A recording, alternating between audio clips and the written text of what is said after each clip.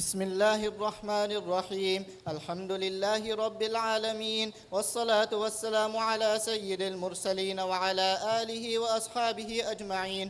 أما بعد، وبالسند المتصل منا إلى الشيخ الإمام الهمام الحافظ الحجة أمير المؤمنين في الحديث أبي عبد الله محمد بن إسماعيل بن إبراهيم بن المغيرة بن البردزبة الجعفي اليماني البخاري رحمه الله تعالى، اللهم انفعنا بعلومه وعلومهم آمين يا رب العالمين، أنه قال: بسم الله الرحمن الرحيم. باب كيف كان بدء الوحي إلى رسول الله صلى الله عليه وسلم. وقول الله عز وجل: إنا أوحينا إليك كما أوحينا إلى نوح والنبيين من بعده. وبه قال حدثنا الحميدي قال حدثنا سفيان قال حدثنا يحيى بن سعيد الأنصاري قال أخبرني محمد بن إبراهيم التيمي أنه سمع علقمة بن وقاص الليثي يقول: سمعت عمر بن الخطاب رضي الله عنه وعنهم على المنبر يقول: سمعت رسول الله صلى الله عليه وسلم يقول: إنما الأعمال بالنيات وإنما لامرئ ما نوى، فمن كانت هجرته إلى دنيا يصيبها أو إلى امرأة ينكحها فهجرته إلى ما هاجر إليه.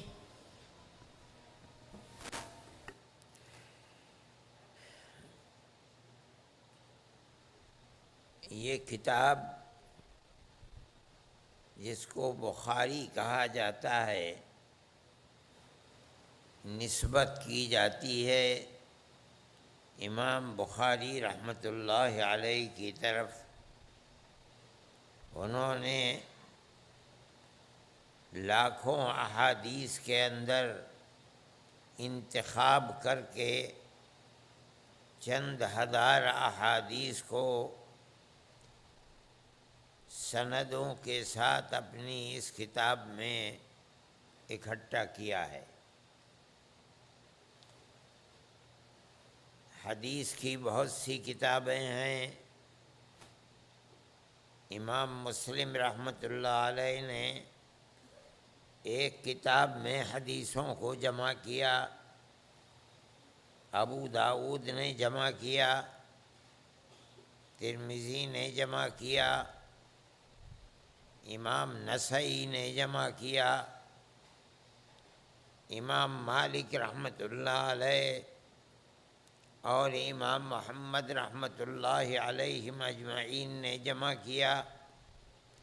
اسی طرح سے ایک کتاب یہ ہے جس کو امام بخاری رحمۃ اللہ علیہ نے جمع کیا۔ یہ کتاب علم حدیث کی کتاب ہے۔ کہا جاتا ہے علم حدیث ما نسب إلى رسول الله صلى الله عليه وسلم قولا فعلا صفة أو تقريرا۔ یہ وہ علم ہے جس کی نسبت تمام نبیوں کے سردار ہمارے آقا حضرت محمد صلی اللہ علیہ وسلم کی طرف کی جاتی ہے۔ آپ نے کیا کہا، آپ نے کیا کیا، آپ کا جسم کیسا تھا، رنگ کیسا تھا، صورت کیسی تھی، کیسے چلتے تھے، آپ کی عادات و اطوار کیسی تھیں، کیسے کھاتے تھے، کیسے اٹھتے تھے، کیسے بیٹھتے تھے۔ اسی طرح سے آپ کے رہتے ہوئے کوئی کام صحابہ نے کیا، اگر نبی کریم علیہ الصلاۃ والسلام نے اس پر کوئی نکیر نہیں فرمائی تو یہ دلیل ہے اس بات کی کہ وہ کام صحیح تھا۔ اگر غلط ہوتا تو آپ نکیر فرما دیتے۔ چونکہ دین کا مدار صحابہ کے اوپر ہے، پہلی اینٹ صحابہ کی چلتی ہے، قیامت تک اگر یہ اینٹ سیدھی رہے گی تو دیوار سیدھی ہوگی۔ اگر صحابہ کوئی عمل اسلام کے اندر صحیح نہیں تھا اس کو کرتے تھے تو یقیناً اللہ اپنے نبی کو وحی کے ذریعے بتا دیتا اور آپ اس کے اوپر نکیر کرتے، لیکن آپ نے نکیر نہیں کی، اللہ نے آپ کو اس سے باخبر نہیں کیا۔ یہ دلیل اس بات کی ہے کہ وہ عمل صحیح تھا، اسی کو تقریر کہا جاتا ہے۔ آپ نے اصول فقہ کے اندر پڑھا ہوگا بیان تقریر، جس کو کہا جاتا ہے کہ السکوت فی محل البیان بیان، یہی وہ چیز ہے جس کو یہاں تقریر کہا جا رہا ہے۔ اصل چیز یہ ہے کہ نبی بالکل بے پڑھے لکھے آدمی تھے، نہ انہوں نے کسی مدرسے میں پڑھا اور نہ کسی استاد سے انہوں نے علم کو سیکھا۔ نبی کے پاس جو علم ہے وہ اللہ کی وحی کے ذریعے سے آیا ہے۔ اللہ اپنے فرشتے حضرت جبرائیل کو بھیجتے ہیں،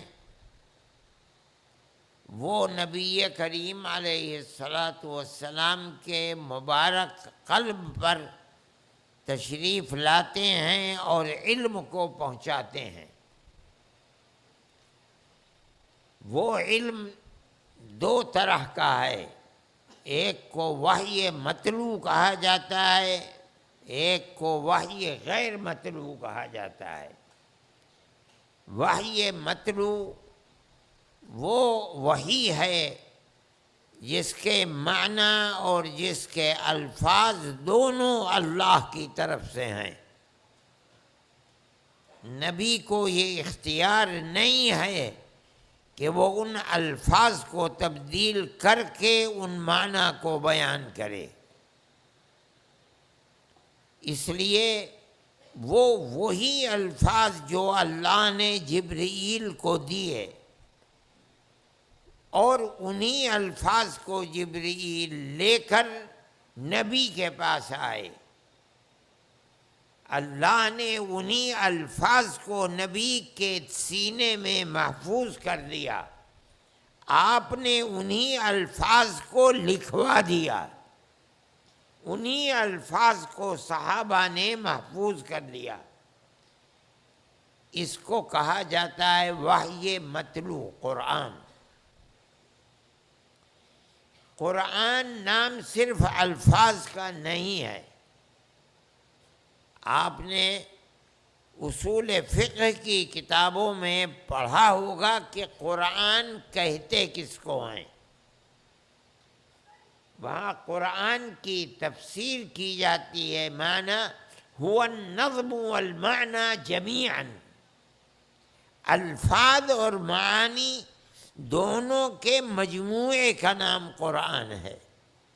مطلب کیا ہے کہ جبرائیل امین اللہ کے پاس سے الفاظ بھی لے کر آتے تھے، ان الفاظ میں مراد خداوندی کیا ہے، اللہ کیا فرمانا چاہتا ہے، وہ بھی لے کر کے آتے تھے۔